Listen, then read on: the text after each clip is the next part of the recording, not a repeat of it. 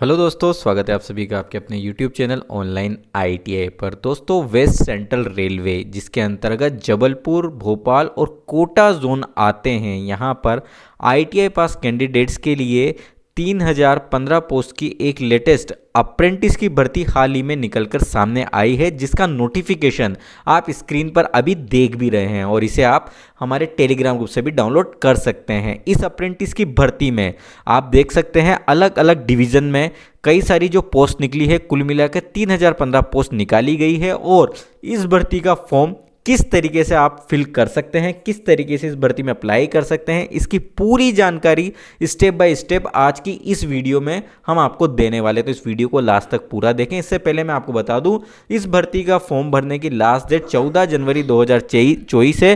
तो इससे पहले आपको इस भर्ती के लिए अप्लाई करना है। अप्लाई करने के लिए आपकी ITI जो ट्रेड्स में भर्तियां निकली है उसमें होनी चाहिए। ट्रेड्स, किस ट्रेड्स के लिए कितने पद निकले हैं इसकी जानकारी नोटिफिकेशन में आप नीचे की ओर देख सकते हैं। जैसे कि मैं आपको बता दूं, जैसे कि इलेक्ट्रीशियन की अगर हम बात करें तो इलेक्ट्रीशियन के जो पद निकले हुए हैं जबलपुर डिवीज़न में 261 है, भोपाल में 97, कोटा में 141।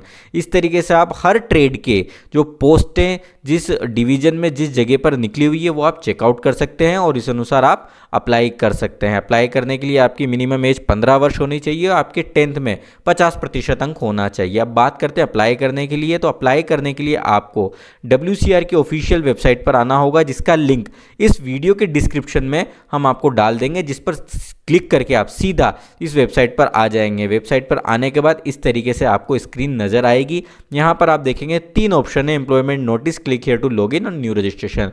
फॉर्म भरने के लिए हमें सबसे पहले न्यू रजिस्ट्रेशन पर क्लिक कर देना है। न्यू रजिस्ट्रेशन पर क्लिक करने के बाद click here to select the ITI trade.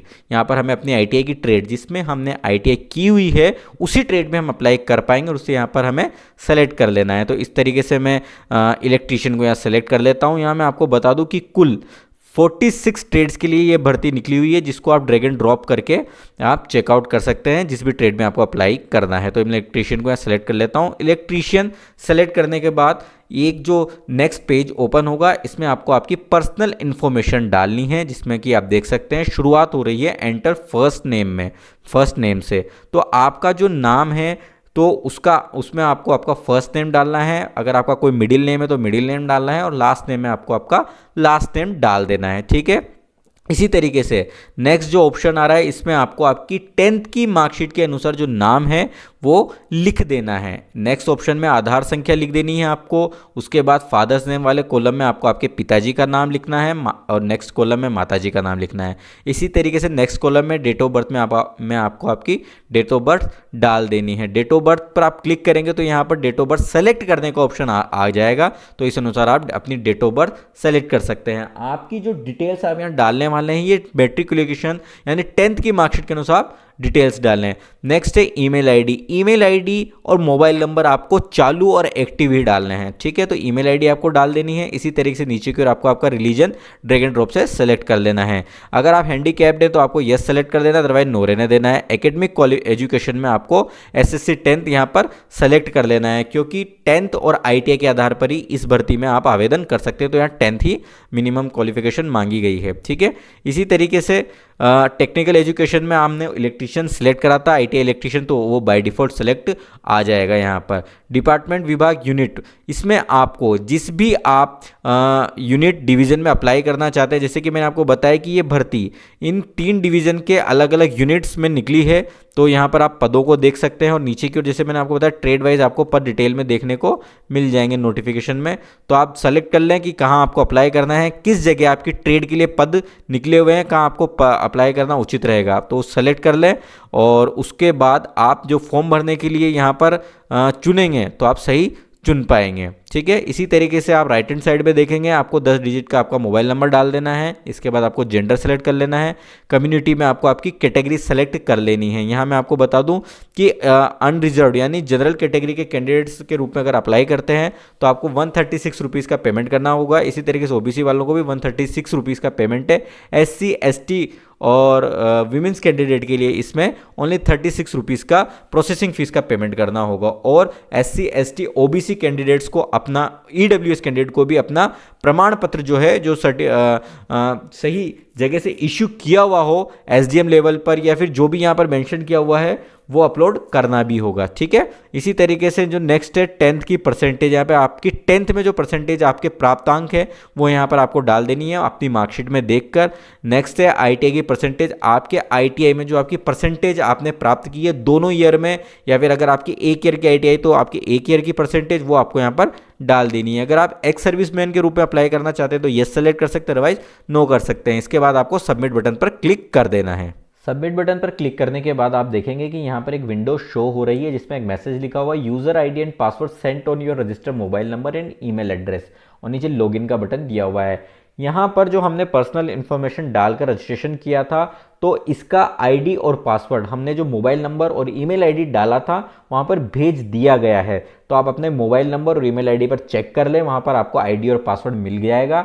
और यहाँ पर लॉगिन का जो ऑप्शन दिया हुआ है, और ये लॉगिन का ऑप्शन हमें जब शुरुआत में हम फॉर्म भरना स्टार्ट किया था, मैं आपको बता देता हूँ, वहाँ पर भी हमें देखने को मिल गया था क्लिक हियर टू लॉगिन। तो हम यहाँ पर भी जब अगर बंद हो जाती है विंडो तो यहाँ पर भी क्लिक करके लॉगिन दोबारा से कर सकते हैं। और लॉगिन में हमें ID पासवर्ड जो हमारे मोबाइल नंबर या फिर ईमेल ID पर हमें मिला है वो डालकर यहाँ पर कर लेना है। तो मेरे मोबाइल पर ID और पासवर्ड आ गया है और साथ में ईमेल पर भी आ गया है, तो मैं उसे डालकर लॉगिन कर लेता हूँ। लॉगिन करने के बाद आप देख सकते हैं इस तरीके से विंडो ओपन हो जाएगी। इसमें आप देखेंगे सबसे पहले पेमेंट डिटेल की एक जो सेक्शन है, जो ऑप्शन है वो ऊपर की ओर दिया हुआ है। इसमें जो आपको फीस का पेमेंट करना है, जैसा कि मैंने आपको बताया था जनरल OBC को 136 रुपीज़, वहीं SC ST और वुमेन कैंडिडेट को 36 रुपीज़ का यहाँ पर पेमेंट करना है। पेमेंट किस तरीके से करना है मैं आपको बता देता हूँ।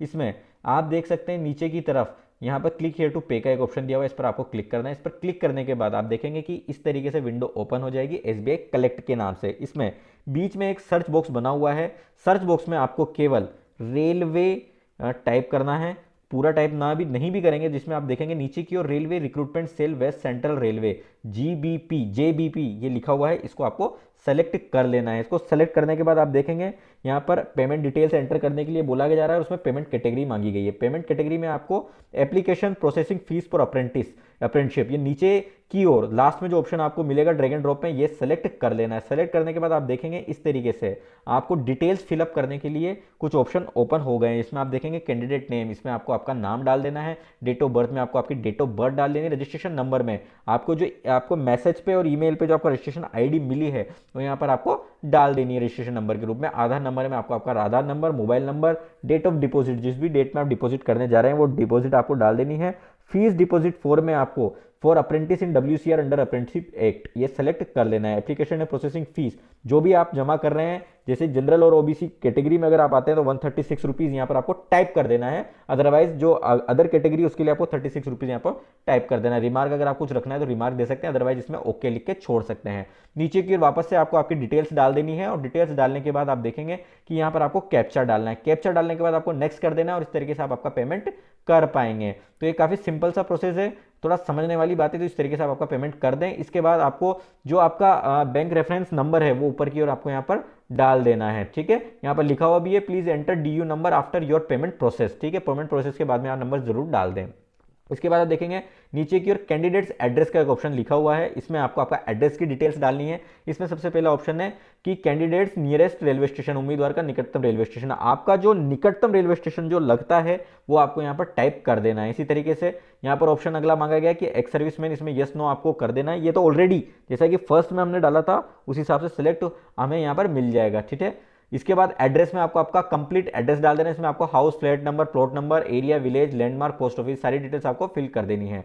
पिन कोड में आपको आपका जो पिन कोड है वो डाल देना है। नेक्स्ट आपको country India by default select मिलेगी आपको। आपका जो राज्य है वो राज्य आपको ड्रैग एंड ड्रॉप में सेलेक्ट करने को मिल जाएगा। इसी तरीके से डिस्ट्रिक्ट भी आपको सेलेक्ट कर लेना है। ठीक है, जैसे पिन कोड आप डालेंगे ये सारी चीज़ें यहाँ पर बाय डिफॉल्ट सर्च होना स्टार्ट हो जाएगी। नीचे की ओर आप देखेंगे एजुकेशनल क्वालिफिकेशन, यहाँ पर आपको आपकी एजुकेशनल से रिलेटेड क्वालिफिकेशन यहाँ पर फिलअप करनी है। इसमें आप देख सकते हैं जैसे कि एकेडमिक क्वालिफिकेशन यहाँ पर SSC 10 बाय डिफॉल्ट सेलेक्ट आएगी। इसमें आपका नेक्स्ट आपको आपका जो बोर्ड है वो सेलेक्ट कर लेना है। दो ऑप्शन है, स्टेट बोर्ड, ICSE बोर्ड या फिर CBSE बोर्ड, इन दोनों में से आपको सेलेक्ट कर लेना है। ठीक है, CBSE बोर्ड अगर आप सेलेक्ट करेंगे तो यहाँ पर CGPA यानी 10 में से आपको जो आपका CGPA प्राप्तांक है वो आपको पहले वाले बॉक्स में भर देना है। ठीक है, इसी तरीके से जो अगर आप स्टेट बोर्ड सेलेक्ट करते हैं तो स्टेट बोर्ड में पहला ऑप्शन तो है मार्क ऑब्टेन यानी प्राप्तांक, जो भी अंक आपने प्राप्त किए हैं वो यहाँ पर आपको डाल देना है। उदाहरण के लिए जैसे कि 520 अंक अगर आपने प्राप्त किए तो 520, और कितने में से आपका टोटल जो एग्जाम हुआ था, जैसे कि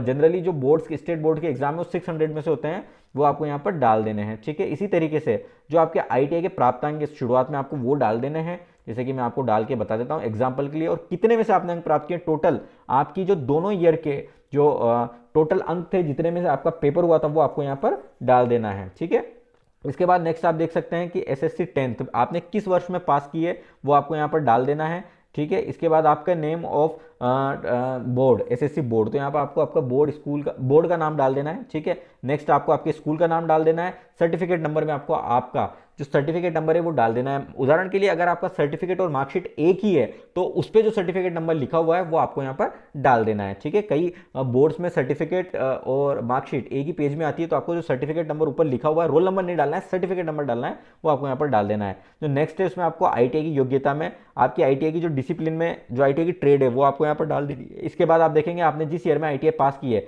वो ईयर आपको यहाँ पर डाल देना है। बोर्ड में आपको ITI के कुछ नहीं डालना है। नेक्स्ट आप देख सकते हैं आपके इंस्टीट्यूट यानी ITI के इंस्टीट्यूट का नाम आपको डाल देना है। इसी तरीके से ITI का सर्टिफिकेट नंबर आपको सर्टिफिकेट पे ऊपर की ओर देखने को मिल जाएगा, वो आपको यहाँ पर डाल देना है। नीचे की ओर देखेंगे आप अदर डिटेल्स, इसमें आप देख सकते हैं जाति प्रमाण पत्र संख्या। अगर आप SC ST और OBC EWS कैटेगरी में अप्लाई करते हैं तो यहाँ पर आपको आपका जाति प्रमाण पत्र संख्या आपको यहाँ पर डाल देनी है। ठीक है, सर्टिफिकेट जिसके भी द्वारा इशू हुआ हो, जैसे SDM ऑफिस से इशू हुआ हो या फिर कलेक्ट्रेट से जहाँ से भी इशू हुआ हो वो आपको यहाँ पर डाल देना है। ठीक है, इशू की डेट आपको यहाँ पर डाल देनी है। इसी तरीके से मार्क ऑफ आइडेंटिफिकेशन में आपको आपके बॉडी में कोई मार्क वगैरह है तो वो आपको यहाँ पर डाल देना है। ये दो तरह के मार्क आपको डालना है, एक मार्क 1 और मार्क 2। ठीक है, इस तरीके से आप दोनों मार्क डाल सकते हैं। लास्ट में आप देखेंगे कि आपको आपके डॉक्यूमेंट्स अपलोड करने का यहाँ पर सेक्शन दिया हुआ है, जिसमें कि आपको मैं बता दूं, आप ध्यान दें कि JPG फॉर्मेट में आपको आपके डॉक्यूमेंट अपलोड करने हैं। तो आपके जो डॉक्यूमेंट है वो JPG फॉर्मेट, जो फोटो वाला फॉर्मेट होता है उसमें अपलोड करने हैं। उसमें आप स्कैन करके रख लें और इनकी जो साइज है वो 200 KB से अधिक नहीं होनी चाहिए। तो आपको जो JPG फॉर्मेट में डॉक्यूमेंट अपलोड करने हैं वो 200 KB से कम में अपलोड करने हैं। तो इसी साइज में आप स्कैन करके रख सकते हैं। ठीक है, JPG फॉर्मेट में। तो इसमें सबसे पहले आपको आपकी SSC मार्कशीट यानी 10th की मार्कशीट अपलोड करनी है। इसके बाद आपको 10th का प्रमाण पत्र अपलोड करना है। अगर मार्कशीट और प्रमाण पत्र आपका एक ही पेज पर है तो दोनों में ही आपको सेम चीज अपलोड कर देनी है। नेक्स्ट है आपकी जो ITI का प्रमाण पत्र है वो आपको अपलोड करना है। उसके बाद आप देख सकते हैं ITI provisional and marksheet issued by NCVT SCVT। ठीक है, तो इसमें आपको आपकी ITI की कंसोलिडेटेड मार्कशीट अपलोड कर देनी है। कंसोलिडेटेड मार्कशीट मतलब आपके दोनों ईयर की जो मार्कशीट आती है सिंगल, वो आपको अपलोड कर देनी है। अगर आपकी 1 वर्षीय ITI है तो आपको 1 वर्षीय ITI की मार्कशीट यहाँ पर अपलोड कर देनी है। आपको आपका नेक्स्ट पासपोर्ट साइज का फोटो अपलोड करना है। इसके बाद आपको आपका सिग्नेचर यहाँ पर अपलोड कर देना है। अगर आपको डॉक्यूमेंट संबंधित कोई क्वेश्चन है, कोई समाधान आपको चाहिए तो आप यहाँ पर एक जो PDF जो इसकी नोटिफिकेशन की उसको अच्छे से पढ़ लें। उसमें आपको डॉक्यूमेंट अपलोड करने की संबंधित सारी डिटेल्स यहाँ पर दी हुई है। जैसे कि इसमें बताया गया है कि 50 KB से कम में आपको डॉक्यूमेंट स्कैन नहीं करने हैं और मैक्सिमम 200 KB तक आप अपलोड कर सकते हैं। तो ये भी एक ध्यान देने वाली बात है। तो ये छोटी छोटी डिटेल्स आप जो नोटिफिकेशन उसमें आप पढ़ सकते हैं। ठीक है, इसके बाद आपको बता दूं एज प्रूफ सर्टिफिकेट में आप आपका बर्थ सर्टिफिकेट लगा सकते हैं, 10th की मार्कशीट लगा सकते हैं, ये आपका एज प्रूफ सर्टिफिकेट में चल जाएगा। ठीक है, एक ऑप्शन और इससे पहले है जाति प्रमाण पत्र या फिर EWS प्रमाण पत्र। इसमें आप आपका जाति प्रमाण पत्र अगर आप किसी कैटेगरी में अप्लाई करते हैं SC ST OBC में तो वो आपको लगाना है। EWS में अप्लाई करते हैं तो EWS का प्रमाण पत्र आपको अपलोड करना है। ठीक है, इसी तरीके से एक्स सर्विसमैन और PWD का अगर आप सेलेक्ट करते हैं यस तो आपको उसका प्रमाण पत्र अपलोड करना होगा। लास्ट में जो पेमेंट की रसीद है वो आपको अपलोड करनी है। तो एक बात आप विशेष रूप से ध्यान रखें, जब आपको पेमेंट आप कर रहे हैं तो आप उसका स्क्रीनशॉट ले लें, आप उसकी रसीद डाउनलोड कर लें तो उसको आपको अपलोड करने में आसानी होगी। तो इस तरीके से आप आपके फॉर्म को फिलअप कर सकते हैं, आपकी फीस का पेमेंट कर सकते हैं और आपका जो ये फॉर्म है ये फाइनली नीचे की ओर सबमिट का एक बटन आ रहा है, इस पर सबमिट करके आप सबमिट कर पाएंगे और डॉक्यूमेंट जो जो आप स्कैन करते जाएंगे अपलोड करते जाएंगे वो यहाँ पर आपको शो होने लग जाएंगे। ठीक है, तो काफ़ी सिंपल सा प्रोसेस है, आसान सा प्रोसेस है। तो इस तरीके से आप आपका WCR की जो ये काफ़ी अच्छी वैकेंसी है इसमें अप्लाई कर सकते हैं। इसमें आप ज़रूर अप्लाई करें और खुद से अप्लाई करें, क्योंकि क्या होता है कि अगर आप कंप्यूटर शॉप से अप्लाई करने जाते हैं तो हमें आगे जब लॉगिन वगैरह करने में हो सकता है कई बार दिक्कत आती है और जितना आप खुद से अप्लाई करना सीखेंगे उतना आपको आगे आसानी होने वाली है। इस वैकेंसी में अप्लाई करने के बाद आपको सिलेक्शन के लिए किसी प्रकार का एग्जाम नहीं नहीं देना है, केवल आपको जो आपकी 10th की मार्कशीट और ITI की जो परसेंटेज है, 10 की परसेंटेज है, उस आधार पर मेरिट के आधार पर इसमें आपको मेरिट के आधार पर सिलेक्शन मिलने वाला है, ठीक है। और डॉक्यूमेंट वेरिफिकेशन में जो डॉक्यूमेंट्स आप अपलोड कर रहे हैं वो सारे डॉक्यूमेंट्स लेके जाने हैं। ये सारी सूचनाएं आपको आपकी मेल ID पर, आपके मोबाइल नंबर पर आपको रेगुलर मिलती रहेगी। साथ ही हमारे यूट्यूब चैनल के माध्यम से भी हम ये इन्फॉर्मेशन आपको रेगुलर प्रोवाइड करवाते रहेंगे। इसके लिए आप हमारे यूट्यूब चैनल को सब्सक्राइब जरूर कर ले। साथ ही ऐसे जॉब अपडेट के लिए हम इंस्टाग्राम पर भी फॉलो करना ना भूलें। दोस्तों मिलते हैं अगली वीडियो में, टेक केयर।